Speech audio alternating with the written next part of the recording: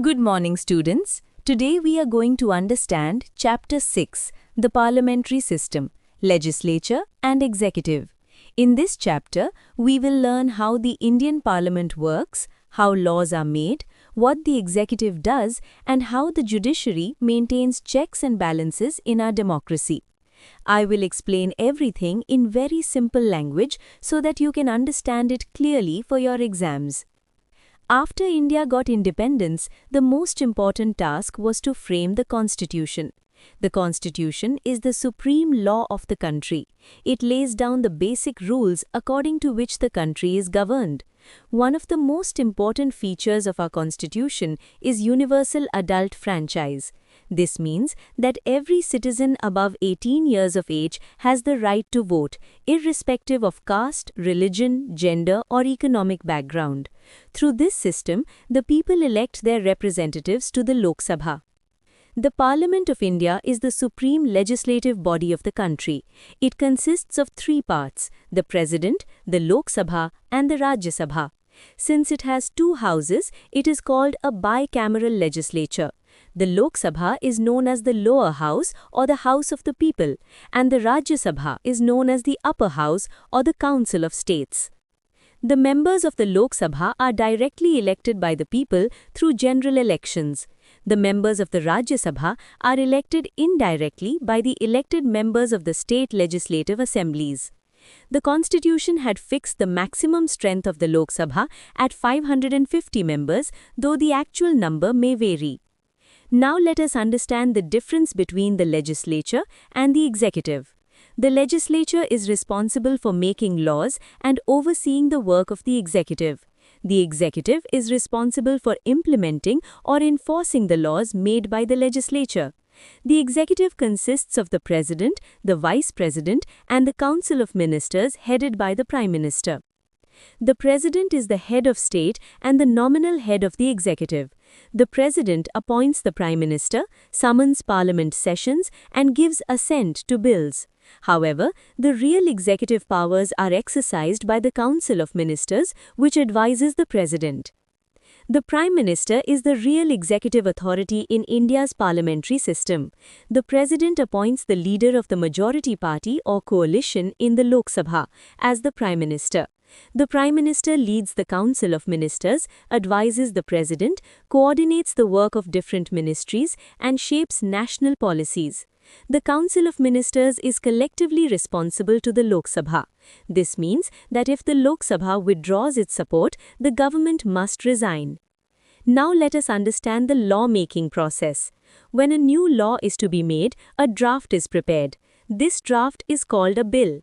A bill is introduced in either House of Parliament. After introduction, it goes through different stages. First, there is a reading and general discussion. Sometimes the bill is referred to a standing committee for detailed examination. Then there is a clause-by-clause discussion and amendments may be suggested. After discussion, the bill is put to vote. If it is passed in one house, it is sent to the other house where the same process is followed. Once both houses pass the bill, it is sent to the President. After the President gives assent, the bill is published in the Gazette and becomes an act.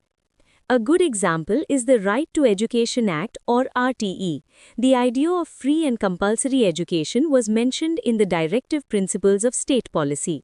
Later, through the 86th Constitutional Amendment, Article 21A was added to the Constitution, making education a fundamental right for children between 6 and 14 years of age.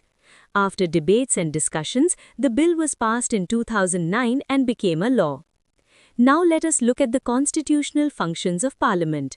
Parliament upholds the core values of the Constitution such as democracy, federalism, separation of powers, fundamental rights and directive principles. It also has the power to amend the Constitution. Executive accountability is another important function of Parliament. Through mechanisms like Question Hour, members of Parliament can ask questions to ministers. This ensures that the government remains accountable to the people. Parliamentary committees also examine bills and government policies in detail. in financial accountability is equally important. Parliament approves the annual budget and monitors government expenditure. The money spent by the government comes from the taxes paid by citizens. Therefore, Parliament keeps a check to ensure that public money is spent properly and responsibly. Parliament usually meets 3 times a year in sessions known as the budget session, monsoon session, and winter session. During these sessions, debates, discussions, and lawmaking takes place. However, disruptions and absenteeism sometimes reduce productivity, which affects the effective functioning of democracy. At the state level, there are state legislatures. Some states have a unicameral legislature, only one house called the Vidhan Sabha, while some have a bicameral legislature, Vidhan Sabha and Vidhan Parishad. States can make laws on subjects mentioned in the state list and the concurrent list. The Constitution divides subjects into 3 lists: the Union list, the State list, and the concurrent list. The Union government makes laws on the Union list. State governments make laws on the State list. On subjects in the concurrent list, both the Union and the state governments can make laws. However, in case of a conflict, the Union law prevails. Now let us understand the role of the judiciary. The judiciary interprets and applies the laws. It ensures that laws and government actions follow the Constitution. It protects fundamental rights and acts as the guardian of the Constitution. If the legislature passes a law that violates the Constitution, the judiciary has the power to declare it unconstitutional. This system of checks and balances ensures that no organ of government becomes too powerful. The concept of separation of powers is very important.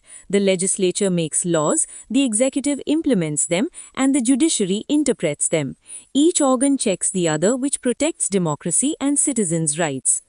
The chapter also highlights some challenges faced by the legislature, such as disruptions in sessions, declining productivity, and criminal cases against some representatives.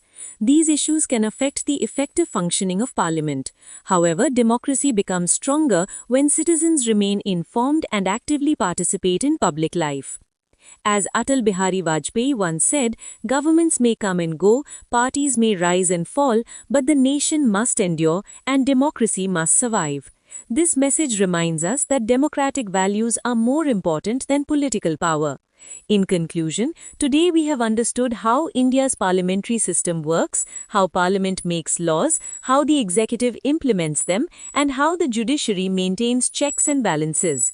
We learnt about the roles of the President and Prime Minister, the structure of Lok Sabha and Rajya Sabha, the process by which a bill becomes an act, the importance of financial and executive accountability, and the division of powers between the Union and the states. Remember, democracy functions properly only when power is shared, accountability is maintained, and citizens remain aware and responsible. I hope this chapter is now clear to you and you will be able to write your answers confidently in the examination. Thank you.